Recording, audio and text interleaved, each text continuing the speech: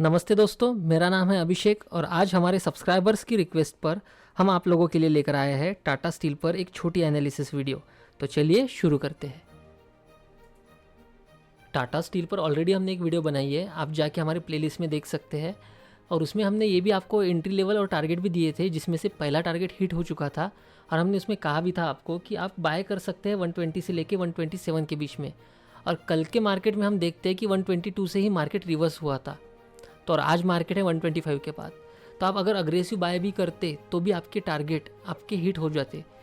ऐसे ही हम फिर से रिव्यू करेंगे आज और आपको बताएंगे टाटा स्टील के आगे के लेवल्स हमारे लिए क्या बन के आते हैं।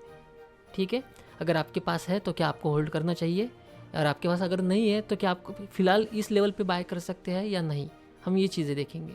तो चलिए शुरू करते हैं। फिलहाल जिस लेवल पे टाटा स्टील है अभी उस लेवल से हम बाय कर सकते हैं। जैसे हमने आपको स्टार्टिंग में पहले वीडियो में भी कहा था कि 120 से लेके 127 की लेवल हमारे लिए एक बाइंग लेवल है। 125 से लेके 128 की ये जो लेवल है ये अग्रेसिव बाइंग के लिए है।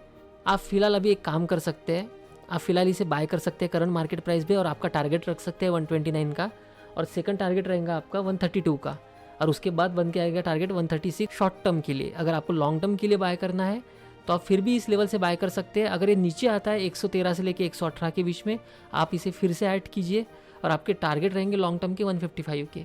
तो फिलहाल के लिए इसमें कोई भी चेंजेस नहीं है, पर एक ध्यान रखिए मार्केट सिचुएशन अभी अच्छा इंडिया के हिसाब से अच्छी है, पर अगर हम ग्लोबल क्यूज़ देखते हैं तो ग्लोबल क्यूज़ फिलहाल नेगेटिव है, क्योंकि फेड के डिसीजंस है।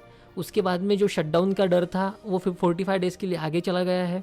ऐसा नहीं कि वो पूरी तरीके से ख़त्म हो गया, आपको कुछ दिनों बाद वो न्यूज़ फिर से दिखने वाली है, क्योंकि मार्केट सेंटिमेंट्स ग्लोबली निगेटिव है। तो उसके वजह से छोटा करेक्शन आना, ये चीज़ें चलती रहेगी। तो अभी पैनिक नहीं होना है, क्योंकि जब ये सिचुएशंस होती है ना वॉर की, यही सिचुएशंस होती है जिसमें हम बाय कर सकते हैं। तो अभी फ़िलहाल आप बाय कीजिए, और उसी के साथ डिफेंस सेक्टर में आप ज़्यादा से ज़्यादा इन्वेस्ट कीजिए, क्योंकि अगर आगे चल के कोई सिचुएशन हमारे यहाँ पे भी आती है तो यही ऐसे सेक्टर्स हो गए जो आगे चल के हमें अच्छा खासा रिटर्न दे सकते हैं। तो हमें यही सोचना है कि सिचुएशन ख़राब भी होती है तो उसमें से हमारा रिटर्न कैसे निकलेगा। जैसे कि हम देख सकते हैं प्रीवियस डे का जो क्लोज है वहीं से आज मार्केट ने सपोर्ट लिया है। प्रीवियस डे का जो लो था वो प्रीवियस डे का लो था इसका 122.60 का।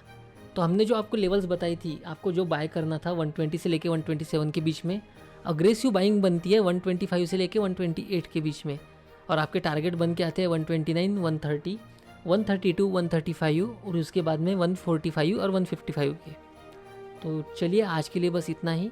तो लॉन्ग टर्म के लिए इन्वेस्ट करना चाहते हैं वो इसे थोड़ा नीचे आने दीजिए, 123, 124 इस लेवल से फिर से बाय कीजिए इसे। और 125 के अगर ऊपर सस्टेन करता है ये ज़्यादातर, तो हमें 129 के टारगेट इजीली मिल जाएंगे। और जिस वक्त ये 129, 130 के ऊपर सस्टेन करने लगे तो हमारे टारगेट बन के आएंगे 135 के, और उसके बाद अगर ये ऊपर सस्टेन करता है 135 के तो हमारे लिए टारगेट ओपन हो जाएंगे 140 से लेके 145 के बीच में। और बाद में अगर ये 145 के लेवल को सस्टेन कर ले तो हमारे लॉन्ग टर्म में जो टारगेट्स हमने बताया है आपको 155 के टारगेट आपको मिल जाएंगे।